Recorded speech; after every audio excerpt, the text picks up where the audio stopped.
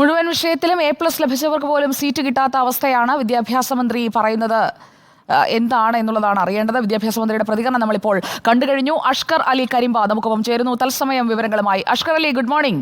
വിദ്യാഭ്യാസ മന്ത്രിയുടെ വിശദീകരണം ഒരു ഭാഗത്ത് കേട്ടുകൊണ്ടിരിക്കുകയായിരുന്നു.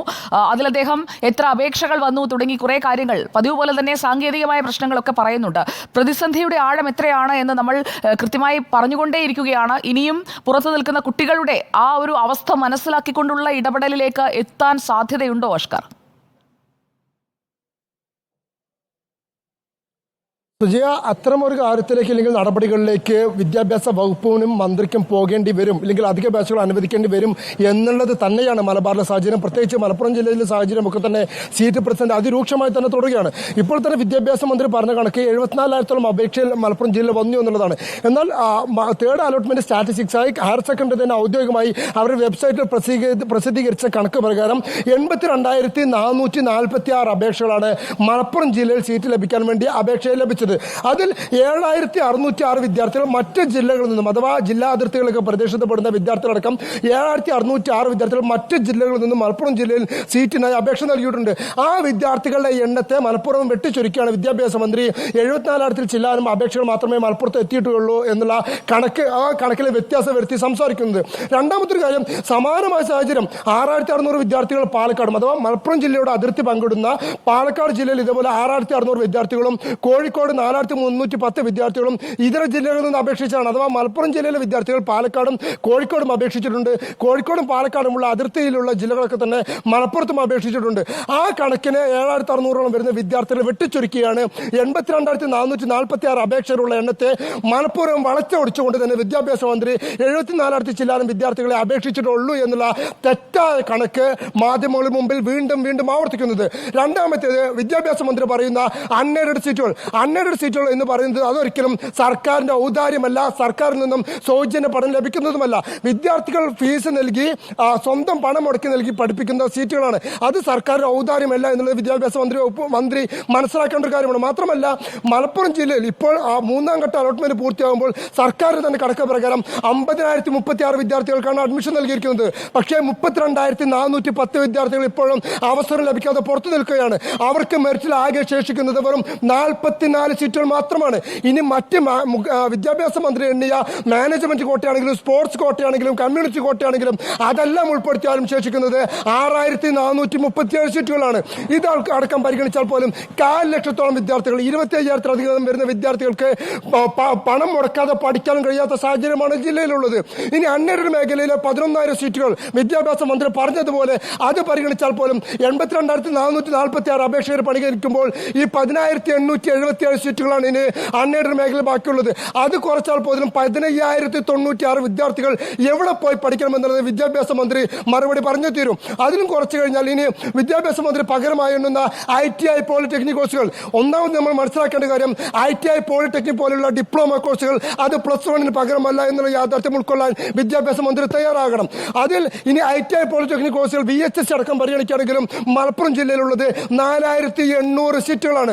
ഈ 15,096 വിദ്യാർത്ഥികൾക്ക് 4,800 സീറ്റിൽ കുറച്ചാൽ പോലും 10,000-ലധികം വരുന്ന വിദ്യാർത്ഥികൾ അപ്പോഴും പഠിക്ക് പുറത്താണ്. അഥവാ സ്വകാര്യ വിദ്യാഭ്യാസ സംവിധാനങ്ങളെയോ സമാന്തര വിദ്യാഭ്യാസ സംവിധാനങ്ങളെയോ ആശ്രയിച്ചാൽ പോലും പരിഹരിക്കാൻ കഴിയാത്ത രീതിയിൽ മലപ്പുറം ജില്ലയിലെ സീറ്റ് പ്രതിസന്ധി അതിരൂക്ഷമായി തന്നെ തുടരുന്നു എന്നുള്ളതാണ് കണക്കുകളുടെ യാഥാർത്ഥ്യം. ഇനി മൂന്നാം ഘട്ട അലോട്ട്മെന്റ് കഴിഞ്ഞതിന് ശേഷമുള്ള മലപ്പുറം ജില്ലയിലെ ചിത്രത്തിലേക്ക് വരികയാണെങ്കിൽ ഈ എല്ലാ വിഷയങ്ങളിലും A+ നേടിയ വിദ്യാർത്ഥികൾക്കടക്കം ഇതുവരെ സീറ്റ് ലഭിക്കാത്ത സാഹചര്യം. ഇത്ര അധികം സീറ്റുകൾ മലപ്പുറത്തുണ്ടെങ്കിൽ മൂന്നാം ഘട്ട അലോട്ട്മെന്റ് കഴിഞ്ഞിട്ടും 7, 10, 11 ഒക്കെ സ്കൂളുകളിലേക്ക് അപേക്ഷിച്ച എല്ലാ വിഷയങ്ങളിലും A+ നേടിയ വിദ്യാർത്ഥികൾക്ക്, അല്ലെങ്കിൽ 9 A+, 1 A ഗ്രേഡ് നേടിയ വിദ്യാർത്ഥിയടക്കം എങ്ങനെ സീറ്റ് ലഭിക്കാതെ പുറത്തു നിൽക്കുന്നു എന്നുള്ള ചോദ്യത്തിനു കൂടി വിദ്യാഭ്യാസ മന്ത്രി ഇപ്പോൾ മറുപടി പറയേണ്ടതുണ്ട്.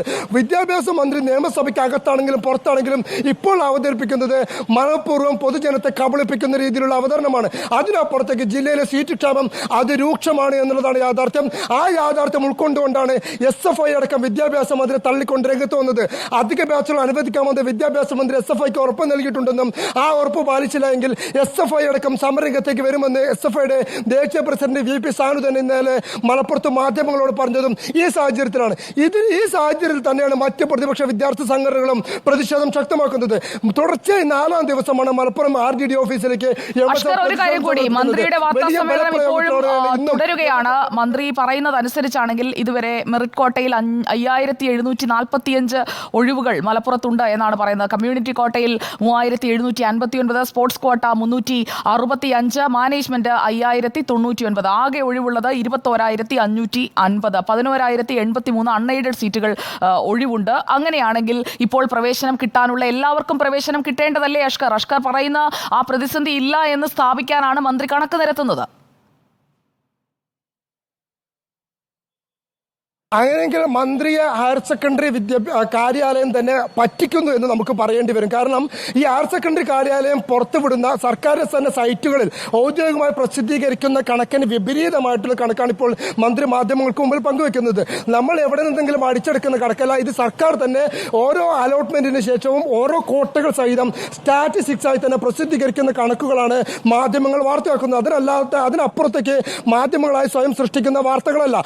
ഈ പറയുന്ന മെറിറ്റ് കോട്ടുകളും സംവരണ കോട്ടുകളും സ്പോർട്സ് കോട്ടുകളും എല്ലാം ഉൾപ്പെടുത്തിയാൽ പോലും 6437 സീറ്റുകളാണ് മലപ്പുറത്തുള്ളത് എന്ന് ഔദ്യോഗികമായി പ്രസിദ്ധീകരിച്ചിരിക്കുന്നത് ഹയർ സെക്കൻഡറി ഡിപ്പാർട്ട്മെന്റാണ്.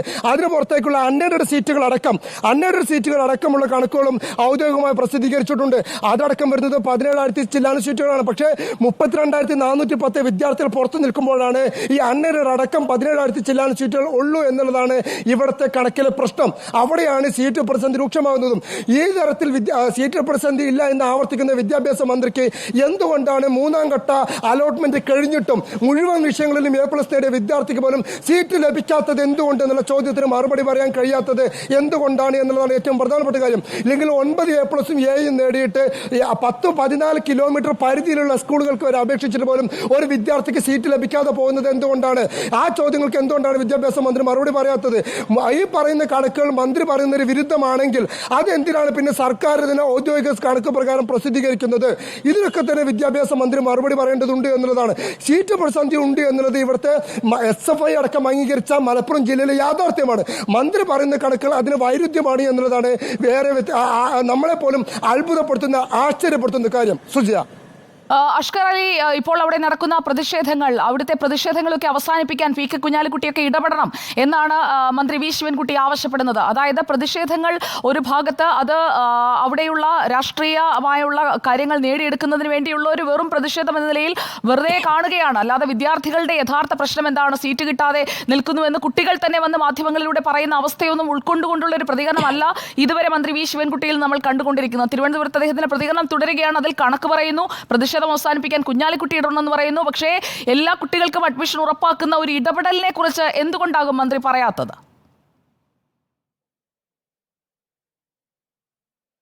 സുജിയ, നേരത്തെ PK കുഞ്ഞാലി കുട്ടി അടക്കമുള്ള മുസ്ലിം ലീഗിന്റെ MLA മാർ തന്നെ വിദ്യാഭ്യാസ മന്ത്രിയെ മുഖ്യമന്ത്രി നേരിട്ട് കണ്ടുകൊണ്ട് ഈ വർഷം തന്നെ അധിക സീറ്റുകൾ വേണമെന്ന് ആവശ്യപ്പെട്ടുകൊണ്ടുള്ള നിവേദനം നൽകിയിരുന്നു. അതിന് പുറമെ മുസ്ലിം ലീഗ് തന്നെ മലബാറിലെ 6 ജില്ലാ കളക്ടറേറ്റുകളിലേക്കും ബഹുജന മാർച്ച് സംഘടിപ്പിച്ചിരുന്നു. അതിന്റെ ബഹുജന മാർച്ചിന്റെ മലപ്പുറത്തെ ഉദ്ഘാടനം നടത്തിയത് തന്നെ PK കുഞ്ഞാലിക്കുട്ടിയാണ്. ഇത്തരത്തിൽ മുസ്ലിം ലീഗിന്റെ നേതാക്കളൊക്കെ തന്നെ സമരരംഗത്ത് ശക്തമായി ഇടപെടുമ്പോൾ ഈ സമരരംഗത്ത് നിന്ന് പിന്മാറണമെന്ന് MSFനോട് ആവശ്യപ്പെടാൻ PK കുഞ്ഞാലിക്കുട്ടിയോട് വിദ്യാഭ്യാസ മന്ത്രി ആവശ്യപ്പെട്ടതിന്റെ ഔചിത്യം എന്താണെന്ന് എനിക്ക് മനസ്സിലാകുന്നില്ല. മാത്രമല്ല MSFന് പുറമെ ഫ്രറ്റേണിറ്റി ആണെങ്കിലും KSU ആണെങ്കിലും ഒക്കെ തന്നെ സമരരംഗത്ത് ശക്തമായി തന്നെ തുടരുന്നുണ്ട്. ഒരേ ദിവസം തന്നെ 2 തവണ DD ഓഫീസിലേക്കാണ് കഴിഞ്ഞ ദിവസം മലപ്പുറത്ത് KSU മാർച്ച് നടത്തിയത്. കണ്ണൂരും പാലക്കാടും അടക്കം KSU നടത്തിയ മാർച്ചിൽ വലിയ തോതിൽ സംഘർഷമുണ്ടായിരുന്നു. കോഴിക്കോട് നടത്തിയ മാർച്ചിൽ സംഘർഷമുണ്ടായിരുന്നു. ലാത്തി ചാർജും ജലപീരങ്കിയും ഒക്കെയായി ഈ പ്രതിഷേധം അടിച്ചമർത്താനാണ് ഇപ്പോഴും ശ്രമിക്കുന്നത്. അതിന് പുറമെ ഇന്ന് വരും ദിവസങ്ങൾ ഫ്രറ്റേണിറ്റിയും അതുപോലെ തന്നെ KSU മലപ്പുറം ജില്ലാ കളക്ടറേറ്റിലേക്ക് ഇതുപോലെ ബഹുജന മാർച്ച് പ്രഖ്യാപിച്ചിട്ടുണ്ട്. ഇന്ന് തന്നെ ഫ്രറ്റേണിറ്റിയുടെ നേതൃത്വത്തിൽ അല്പസമയത്തിനകം മലപ്പുറത്ത് ദേശീയപാത ഉപരോധിക്കുമെന്നാണ് വ്യക്തമാക്കിയിരിക്കുന്നത്. എല്ലാ വിഷയങ്ങളിലും A+ നേടിയിട്ടും സീറ്റ് ലഭിക്കാത്ത, ഉന്നത മാർക്ക് നേടിയിട്ടും സീറ്റ് ലഭിക്കാത്ത ഒരു വിദ്യാർത്ഥികളുടെ സീറ്റ് ലഭിക്കാത്ത പ്രതിഭകളുടെ ഒരു സംഗമം അല്പസമയത്തിനകം ഫ്രറ്റേണിറ്റിയുടെ നേതൃത്വത്തിൽ തന്നെ മലപ്പുറത്ത് നടക്കാൻ പോവുകയാണ്. യൂത്ത് ലീഗിന്റെ നേതൃത്വത്തിൽ സെക്രട്ടേറിയറ്റിലേക്ക് ഇത്തരത്തിൽ പ്രതിഷേധം സംഘടിപ്പിക്കാൻ പോവുകയാണ്. ഇത്രയൊക്കെ പ്രതിഷേധങ്ങൾ സംഘടിപ്പിച്ചിട്ടും ഇത്രയൊക്കെ പ്രതിഷേധങ്ങൾ തുടർച്ചയായി നടക്കുമ്പോൾ പോലും ഈ